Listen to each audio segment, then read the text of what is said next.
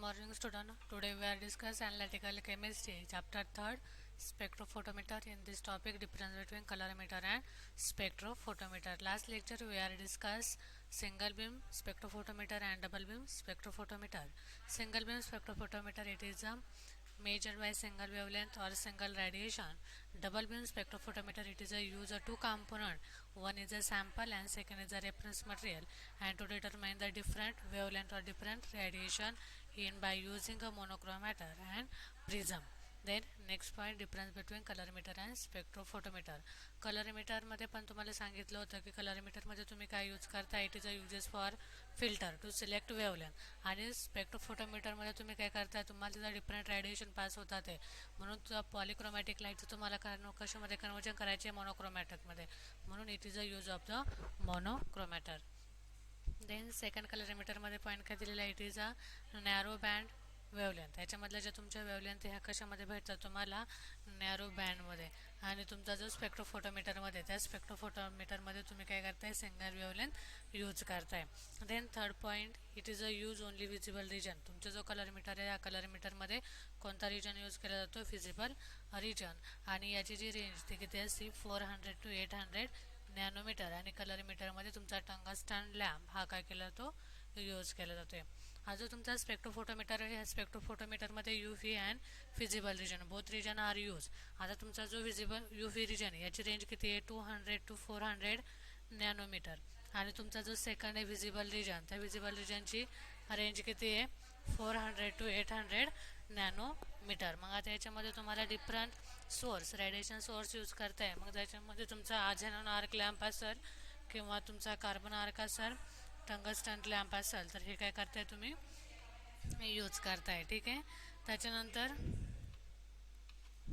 त्याच्यानंतर तुम्हाला fourth point काय दिलेला आहे, it operate wavelength filter available. आता याच्यामधली जी तुमची वेवलेंथ ऑपरेट केली जाते ती कशा थ्रू केली जाते, तुमच्या फिल्टरने. म्हणजे इथं फर्स्टली पण तुम्हाला सांगितलं काय, यूज फिल्टर. आता फिल्टरचा यूज काय असणार आहे, टू सिलेक्ट द वेवलेंथ. आणि तुमचा जो स्पेक्ट्रोफोटोमीटर आहे, स्पेक्ट्रोफोटोमीटरमधली जी वेवलेंथ आहे, ती वेवलेंथ तुम्हाला कशाने ऑपरेट करायची, तुमचा जो प्रिझम आहे, हा प्रिझम तुम्हाला काय करायचा आहे, रोटेट करायचा आहे. डबल बीम स्पेक्ट्रोफोटोमीटर इन्स्ट्रुमेंटेशनमध्ये मी तुम्हाला सांगितलं होतं की तुम्हाला काय दिलेलं आहे, मध्ये एक प्रिझम दिला होता, आणि त्या प्रिझमच्या वरतून काय होतं, तुमचा सॅम्पलचं डिटरमाइन केलं जातं. आणि ज्यावेळेस तुमचा प्रिझम रोटेट होतो, त्यावेळेस तुमचा जो सेकंड आहे, रेफरन्स सॅम्पल जो असेल, तर त्याचं काय केलं जातं, डिटर्मिनेशन केलं जातं. देन नंबर फिफ्थमध्ये काय दिलेलं आहे, इट इज अ डिटेक्टर. आता याच्यामधला जो डिटेक्टर आहे, हा कोणता यूज केला जातो, तुमचा फोटोव्होल्टाईक सेल. आणि तुमचा जो स्पेक्ट्रोफोटोमीटर आहे, ह्या स्पेक्ट्रोफोटोमीटरमध्ये तुमचा जो PMT मीन्स काय, फोटो मल्टिप्लायर ट्यूब, हा डिटेक्टर यूज केला जातो. आणि याच्यामध्ये PMTमध्ये काय होतं, तुमचे जे डायनोड आहे किंवा तुमचे जे इलेक्ट्रॉन आहे, त्या इलेक्ट्रॉनचं काय होतं आहे, मल्टिफिकेशन होतं आहे. Then colorimeter is a less sensitive more than sensitive is a spectrophotometer. तुमचा जो कलरीमीटर आहे, हा कलरीमीटर कसा आहे, लेस सेन्सिटिव्ह आहे. आणि तुमचा स्पेक्ट्रोफोटोमीटर हा काय, मोर सेन्सिटिव्ह. नंबर 7मध्ये काय दिलेलं आहे की तुमची कलरीमीटर जे आहे, कलरीमीटरमध्ये तुम्हाला काय डिटरमाइन करायचं आहे, तुमचे वेवलेंथ असेल किंवा ॲब्झॉर्बन्स किंवा ट्रान्समिटन्स डिटरमाइन करताय.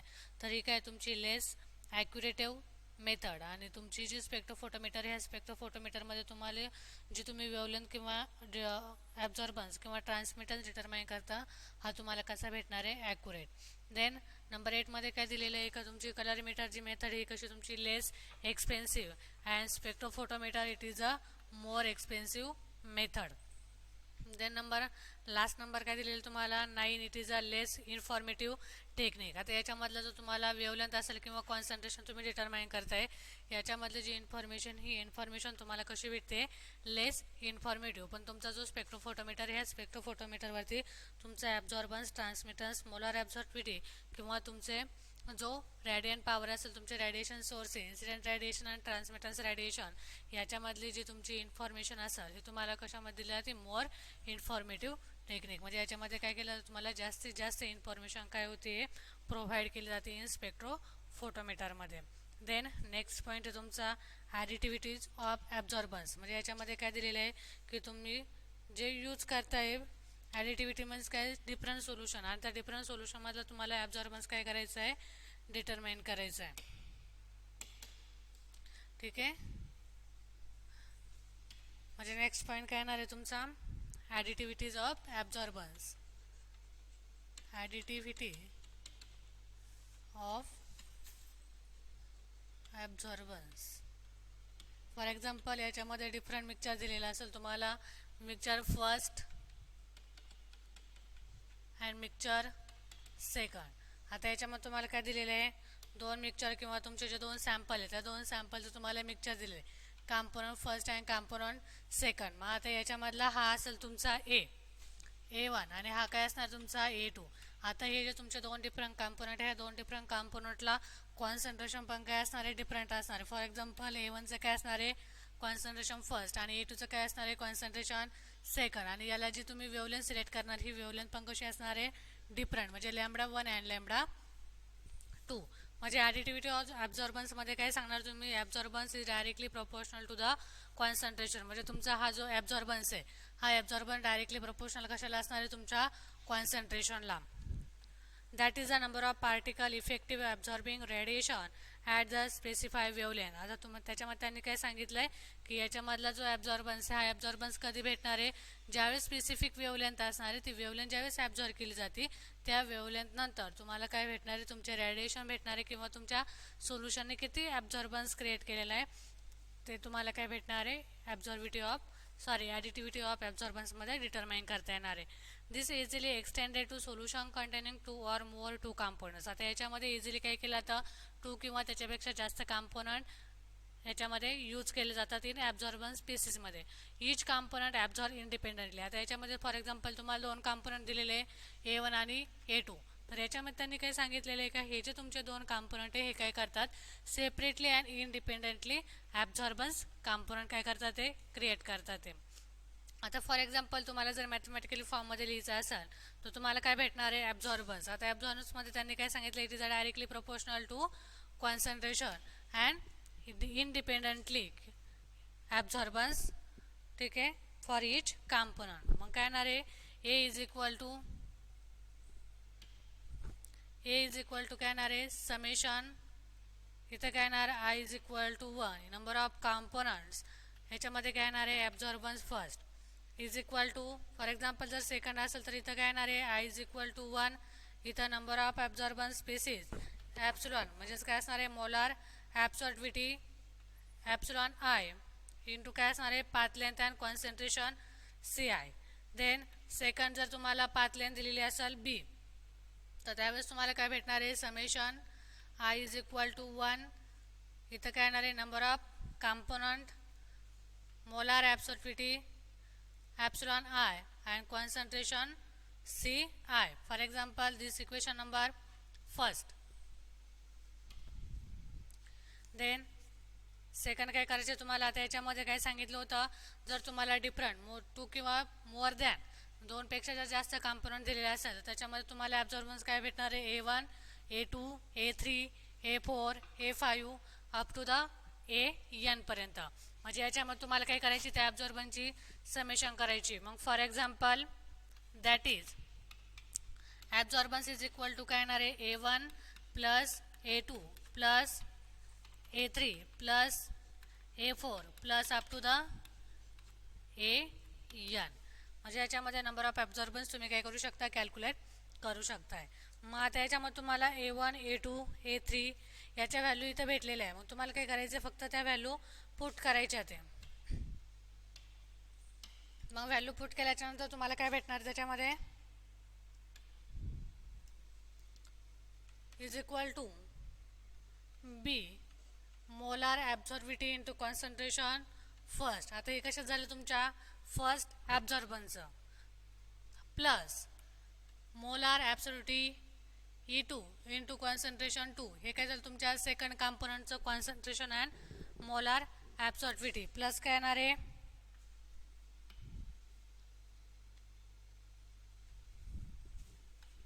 प्लस काय येणार तुमची थर्ड मोलार ॲब्सॉर्बिव्हिटी आणि थर्ड कॉन्सन्ट्रेशन प्लस काय येणार fourth molar absorptivity into fourth concentration up to the कुठपर्यंत डिटरमाइन करू शकता तुम्ही एन पर्यंत, up to the determine epsilon N into concentration N. This equation number second.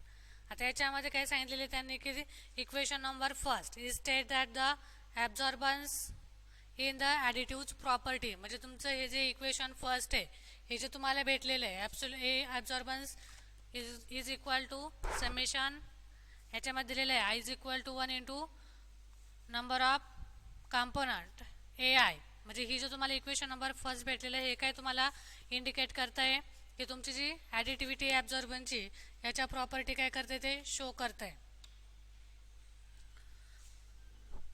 This additivity can be use number of ways, आणि ती त्याचे तुम्हाला property दाखवलेली आहे, ह्या प्रॉपर्टी तुम्ही नंबर ऑफ वेजने काय करू शकता शो करू शकता. मग त्याच्यामध्ये फर्स्ट मेथड दिलेली आहे, तुम्ही कोणत्या कोणत्या प्रकारे तुम्ही काय करू शकता त्याला शो करू शकता. तर त्याच्यामध्ये फर्स्ट आहे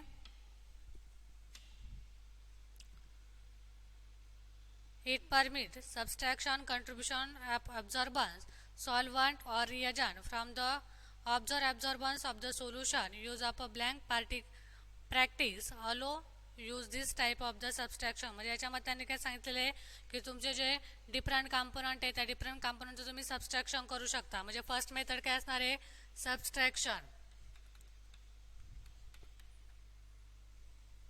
ऑफ कंट्रीब्युशन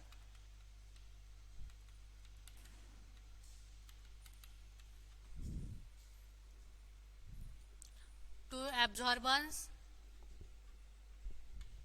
आता हा ॲब्झॉर्बन्स कशाचा येणार आहे तुमचे जे सॉल्वंट आहे त्या सॉल्वंटचा किंवा तुम्ही जे रिएजंट यूज करताय ह्या रिएजंटचा तुम्हाला काय करायची सबस्ट्रॅक्शन करायची.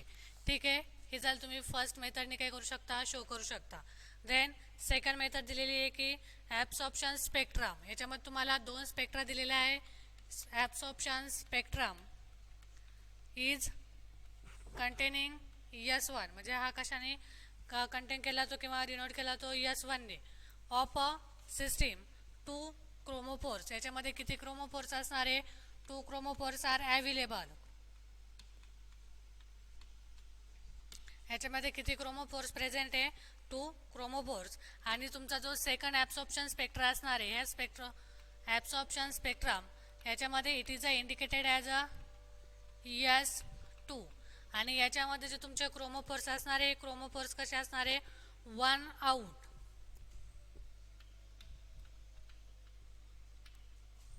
ऑफ दिस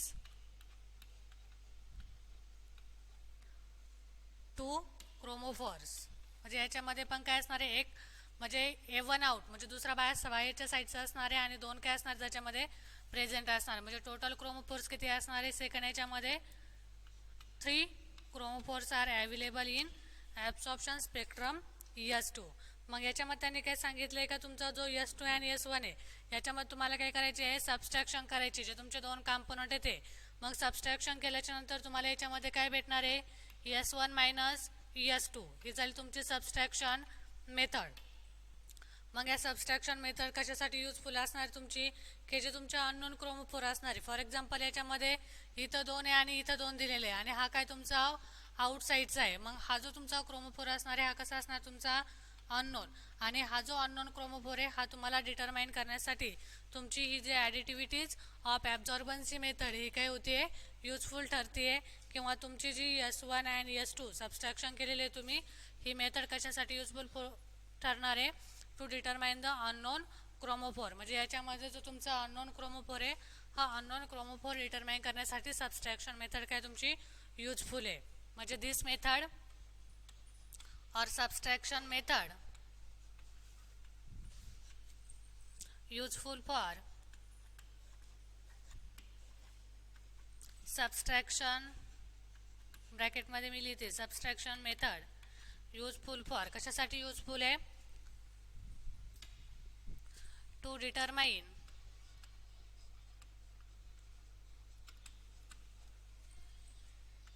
अननोन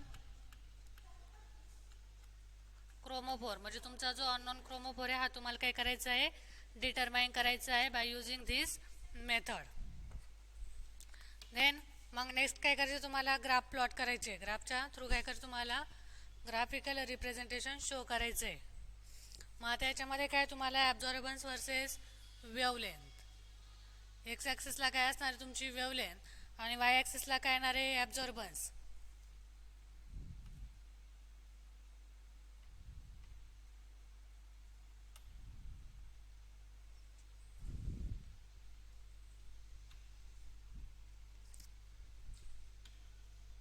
इथं काय आहे वेवलेन,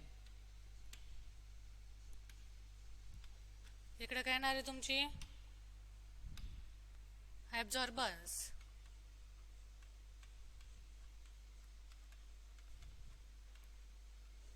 आता याच्यामध्ये तुम्हाला काय दिले होते, 2 क्रोमोफोर्स दिले होते. एक होता तुमचा S1 आणि सेकंड काय होता S2. मग आता याच्यामध्ये तुमचा जो S1 आहे याचं जे ग्राफिकल रिप्रेझेंटेशन आहे तुम्हाला काय भेटणार आहे डिफरंट, आणि तुमचा जो सेकंड आहे त्याचं काय भेटणार आहे तुम्हाला डिफरंट ग्राफिकल रिप्रेझेंटेशन.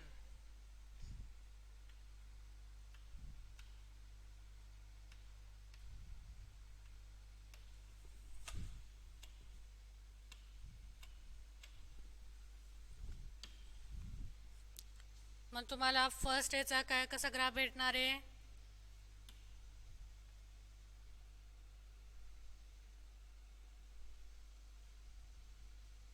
हा झाला तुमचा S1 म्हणजे क्रोमोफोर फर्स्ट, आणि सेकंड जो आहे तो कसा भेटणार तुम्हाला ग्राफ,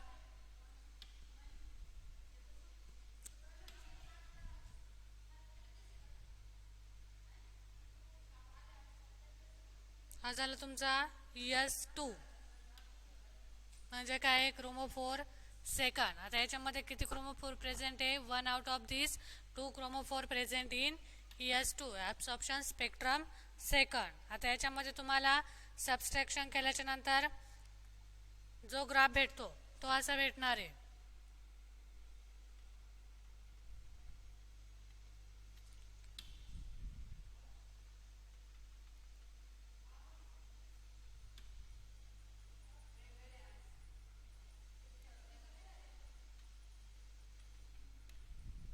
हा काय भेटतोय तुम्हाला subtraction of S1 minus S2 म्हणजे सबस्ट्रॅक्शन केल्याच्या नंतर तुम्हाला काय भेटणार आहे,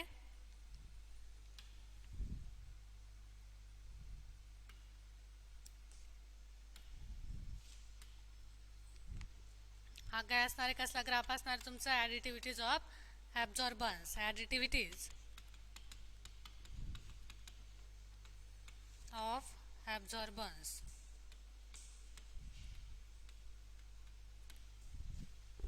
म्हणजे याच्यामध्ये पहा हा जो तुमचा S1 दिलेला आहे याचा जो ग्राफ आहे किंवा याची जी कॉन्सन्ट्रेशन किंवा वेवलेंथ असणार आहे, जसं जसं तुम्ही वेवलेंथ इन्क्रीज करताय तसं जसं तुमचा ॲब्झॉर्बन्स काय होणार आहे इन्क्रीज होतोय आणि एक टाइम काय होतोय डिक्रीज होतोय. आता याच्यामध्ये हा जो हायर पॉईंट आहे हा काय असणार तुमचा लॅम्बडा मॅक्स. लॅम्बडा मॅक्स म्हणजे काय असणार आहे, लॅम्बडा मॅक्स म्हणजे काय असणार तुमची मॅक्झिमम वेवलेंथ, आणि मॅक्झिमम वेवलेंथ तुम्हाला काय करायची आहे डिटरमाइन करायची आहे. ठीक आहे.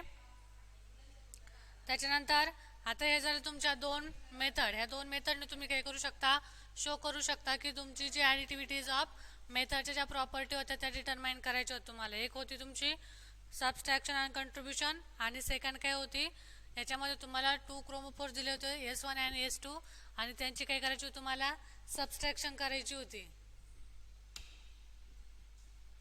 देन सेकंड दिलेले तुम्हाला simultaneously determination of 2 or more absorbing substance in the same solution. म्हणजे याच्यामध्ये तुम्हाला काय दिलेलं आहे सेम सोल्युशन दिलेलं आहे, आणि त्या सेम सोल्युशनचं तुम्हाला फर्स्ट अँड सेकंड ॲब्झॉर्बन्स काय करायचं आहे कॅल्क्युलेट करायचं आहे. म्हणजे फॉर एक्झाम्पल तुम्हाला KMnO4चं सोल्युशन दिलेलं आहे, या KMnO4चं तुम्हाला 0.04 मोलाचं दिलेलं आहे. तर याच्यामध्ये त्यांनी काय सांगितलं आहे की याचे 2 ॲब्झॉर्बन्स कॅल्क्युलेट करायचं आहे. फर्स्ट असेल तुमचा ॲब्झॉर्बन्स A1 आणि सेकंड काय येणार आहे A2. म्हणजे हे दोन ॲब्झॉर्बन्स काय करायचे तुम्हाला कॅल्क्युलेट करायचे. मग इथं काय येणार आहे 2 ॲब्झॉर्बन्स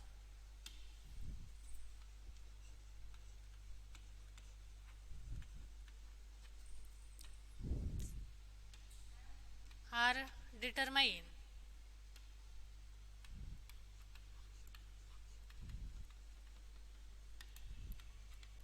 इन सेम सोल्युशन. ठीक आहे. ह्या 3 मेथड्स काय पहिले आपण काय करतात ते तुमचे जे ॲडिटिव्हिटीज ऑफ ॲब्झॉर्बन्स आहे त्याच्या प्रॉपर्टी काय करतात त्या शो करतात. ते फर्स्ट प्रॉपर्टी काय पाहिली होती की याच्यामध्ये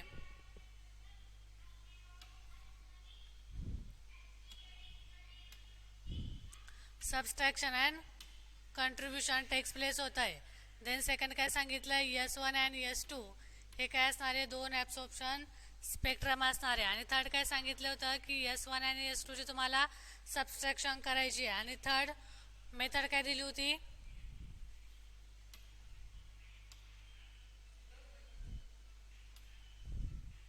की याच्यामध्ये तुम्हाला सेम सोल्युशनमधले काय करायचे, डिफरंट ॲब्झॉर्बन्स कॅल्क्युलेट करायचं आहे.